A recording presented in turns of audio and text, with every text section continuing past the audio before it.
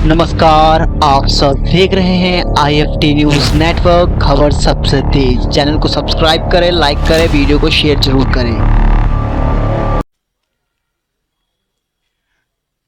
आज मैं एक बेहद महत्वपूर्ण घोषणा करने जा रहा हूं।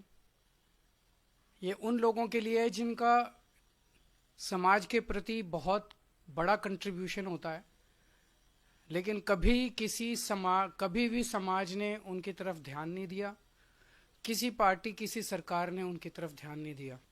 आज जो योजना का मैं ऐलान करने जा रहा हूं, इस योजना का नाम है पुजारी ग्रंथी सम्मान योजना। इस योजना के तहत मंदिरों में भगवान की पूजा करने वाले लोगों को पूजा करवाने वाले पुजारियों को और गुरुद्वारे में ग्रंथियों को हर महीने सम्मान राशि देने का प्रावधान है। हम जानते हैं कि किस तरह से एक पुजारी हमारे सुख दुख सब में काम आता है। हमारे घर में शादी हो, बच्चे का बर्थडे हो, कोई भी खुशी का मौका हो या कोई मौत हो जाए या कोई गम का मौका हो, हर वक्त पुजारी हमारे साथ होता है, हमारे को उसमें अपना कंट्रीब्यूशन करता है, भगवान की पूजा कराता है हमें।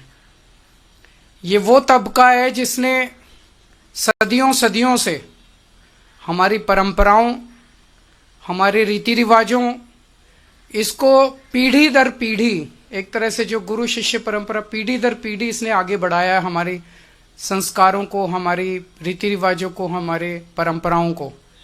लेकिन इसने कभी भी अपने परिवार की तरफ ध्यान नहीं दिया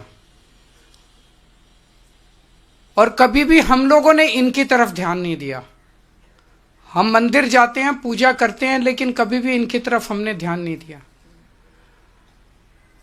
आज इस योजना के जरिए इसे मैं वेतन या तनख्वाह नहीं कहूंगा, एक तरह से इनका सम्मान करने के लिए इसकी घोषणा कर रहे हैं कि लगभग 18,000 रुपये महीना इनको सम्मान राशि दी जाएगी हमारी सरकार बनने पर। यह देश में पहली बार हो रहा है। आज तक कभी किसी पार्टी, किसी सरकार ने ऐसा नहीं किया। यह पहली बार हो रहा है। जैसे दिल्ली में हमने कई काम पहली बार किए, स्कूल अच्छे किए, पहली बार किए, अस्पताल अच्छे किए, पहली बार किए, महिलाओं के लिए बस यात्रा फ्री करी, पहली बार करी।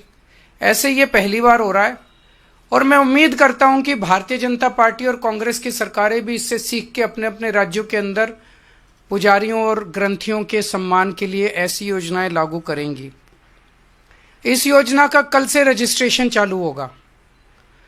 कल इस योजना का रजिस्ट्रेशन एक तरह से शुभारंभ करने के लिए मैं कनॉट प्लेस के हनुमान मंदिर जाऊंगा और वहां के पुजारियों का रजिस्ट्रेशन करके आऊंगा और उसके बाद दिल्ली के सभी मंदिरों और गुरुद्वारों में हमारे MLAs, हमारे कैंडिडेट्स, हमारे कार्यकर्ता पुजारियों का और ग्रंथियों का रजिस्ट्रेशन कल से फिर मेरे आरंभ करने के बाद पूरे दिल्ली के अंदर इसका रजिस्ट्रेशन चालू होगा। मेरी भारतीय जनता पार्टी से हाथ जोड़ के विनती है, जैसे उन्होंने पुलिस भेज के फर्जी केस करके महिला सम्मान को रोकने की कोशिश की, लेकिन रोक नहीं पाए। हुआ रजिस्ट्रेशन, हो रहा है रजिस्ट्रेशन। उन्होंने संजीवनी योजना रोकने की कोशिश की, रोक नहीं पाए। इस तरह से ये कम से कम पुजारियों और ग्रंथियों की योजना को रोकने की कोशिश ना करें, बहुत पाप लगेगा। वैसे उन्होंने ऐसे ऐसे कर्म कर रखे हैं, पाप तो उनको लगेगा ही, लेकिन इससे और ज्यादा पाप लगेगा। भगवान भी नाराज होगा। एक तरह से पुजारी और ग्रंथी हमारे और भगवान के बीच में एक ब्रिज का काम करते हैं, सेतु का काम करते हैं, हमारी प्रार्थनाओं को भगवान तक पहुंचाते हैं। तो अगर आप पुजारियों को तंग करोगे, ग्रंथियों को परेशान करोगे, उनके पास पुलिस भेजोगे, तो जाहिर तौर पे उनके मन से बद्दुआ ही निकलेगी। अगर आपके कोई प्रश्न है तो। हाँ जी, हाँ जी। जो भी होगा उसकी चिंता मत कीजिए, पैसे की कमी नहीं होने देंगे। जब रजिस्ट्रेशन पूरा हो जाएगा तो बता देंगे कि कितने लोगों ने रजिस्टर किया।